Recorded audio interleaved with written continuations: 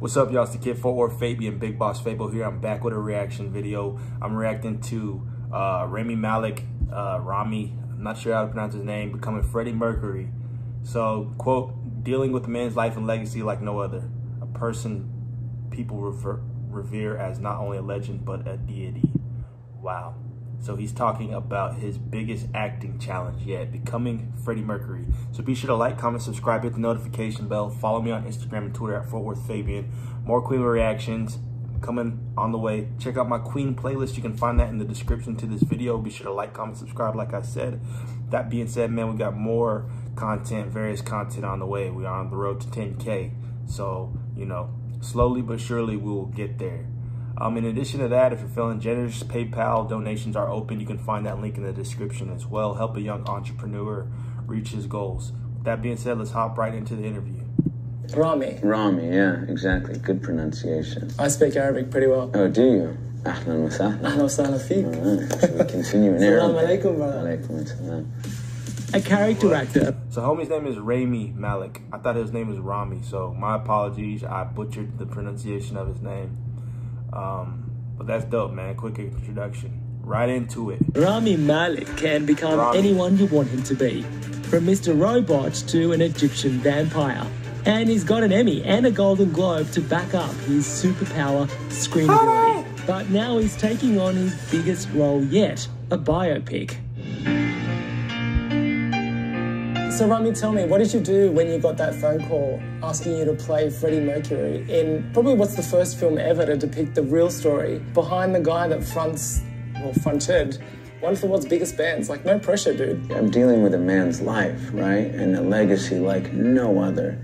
A person people revere as not only a legend, but a deity. I mean, he's a rock god. I just jumped all in piano lessons. I took singing lessons. I watched everything I could possibly watch on the man.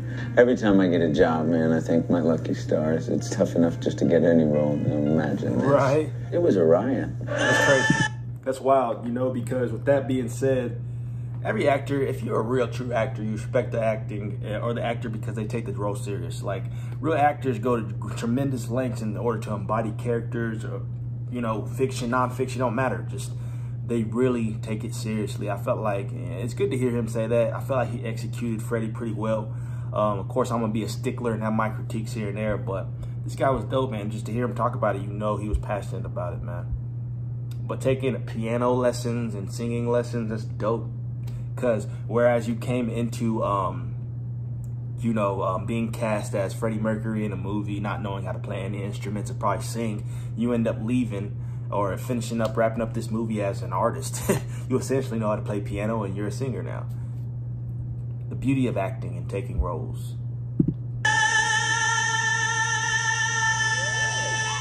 Now that you've studied and obsessed over Freddie Mercury, behind all that sort of bravado and camp as the frontman of Queen, what did you learn about Freddie Mercury that we've never known? There's such a generous soul there who was so kind to people and did so much for people behind closed doors.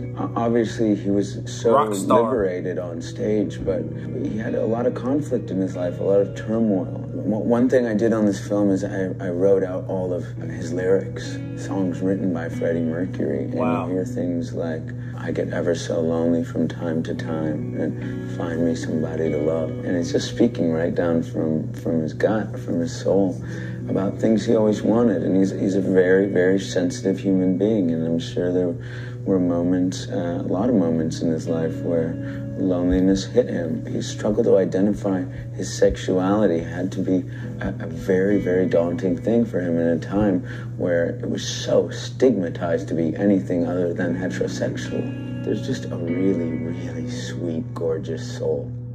So now what? This is when the operatic section comes in. Oh, the operatic section, yeah. Mamma mia, mamma mia, mamma mia, let me go. Beelzebub has a devil put aside for me, for me, for me. Ain't gonna lie, this movie was dope. Just seeing these clips and kind of getting a refresher. I had an awesome feeling after completing the Bohemian Rhapsody movie, and that's something that, you know, means something. That's how you know a job was done. as a person in the audience watching a film or just waiting to be inspired or having a story told, you know, this story was effective. Of course, people had their critiques. I have my critiques as well, but I did enjoy the movie because you can't help but appreciate, obviously, a reenactment trying to pay homage to such a great band and just what they're all about, you know? Now that I know you speak Arabic, there's a lyric in Bohemian Rhapsody which I've always thought is actually a bit of Arabic. Yeah. When he says Bismillah, is he saying Bismillah, which means... In the name of God. In the name of God. Is that what he's saying? It is, yeah. It's such a random thing to throw into a song like that. It is, but, you know, that's his heritage. He grew up in Zanzibar, went to school in India. It's just, it's a phenomenal upbringing. One that he calls an upheaval of an upbringing. It wasn't an easy time for Freddie when he was kind of first becoming that person, you know, the star. He looked different. You shared that in some way coming from Egyptian heritage. Did you ever feel that sense that you had to fight harder because you are different?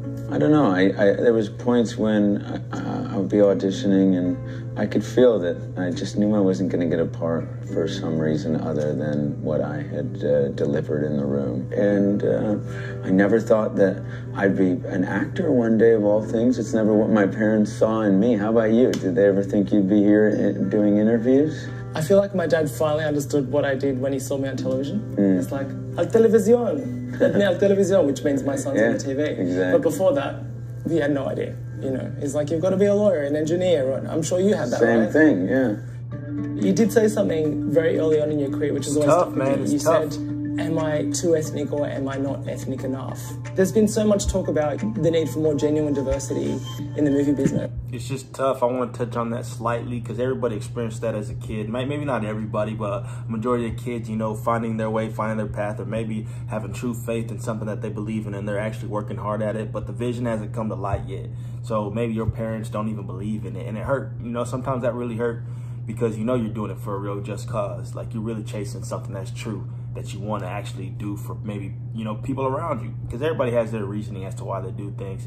But, you know, love is definitely a big thing with that. But it's relatable. It's definitely relatable, man. Yes, from the outside. Yeah. But do you see it changing from the inside? I mean, I auditioned for a role called Elliot Alderson in Mr. Robot. And for a long time, I thought, you know, I'm not going to get this. There's no way I'm going to play the lead of a television series. Why? Because you're an Arab? Yeah. I didn't think that would be the case. That, you know, it was not dominated by actors like who looked like me or you or had names like us 5-6 years ago even. Fortunately for me, I had an executive producer named Sam Esmail. Also an Arab with a name like that? Also an Egyptian, yeah. Who, you know, I think we opened some doors and said, you know, anybody can be the lead in this show. It doesn't matter what your race is, how you identify. It's an open door for all of us, and I just want to keep breaking that door down for everybody. Do you still feel like you have to check yourself now and ask that question? Am I too ethnic or not ethnic enough? No, you know, I'm reading right now a love story about an Israeli woman and a Palestinian man, and now I'm thinking, oh, now that's a gorgeous story to tell. That's something I can go back into. Yeah, don't you think? Yeah, totally. Yeah, I'm Palestinian. I'm all for stories about Palestinians. Talents and gifts are out there. That's a level playing field. That exists everywhere. Opportunity does not. And what we need is to provide those opportunities for everyone. Doors were open for me. I'm going to keep opening those doors for others. I know you will too. And if we just keep that domino effect, we might actually move the world in a positive way. Well, that's lofty, but hey, why not try? As they say in our communities, inshallah. Inshallah, biznillah. Salam alaikum. Alaikum salam. Thanks so much. Forza Sayyida. I like Rami. I hope I'm saying it right, but he got a dope, you know, essence to him. I agree with everything he said there at the end, man. Pay it forward. Always pass it on, man, and just, like, that's what it's all about. Like, once doors are open for you and you're put in a position to help people or whatever, or you're put into a top role or situation, always pay it forward and help somebody else. bring them up so they can do it, you know, for the next person. But be sure to like, comment, subscribe, hit the notification bell, follow me on Instagram and Twitter. He did a great job playing Freddie to me. Shout out to him, and hopefully wish him all the success in his future roles. With that being said, man, we'll catch you guys in the next video. Peace out.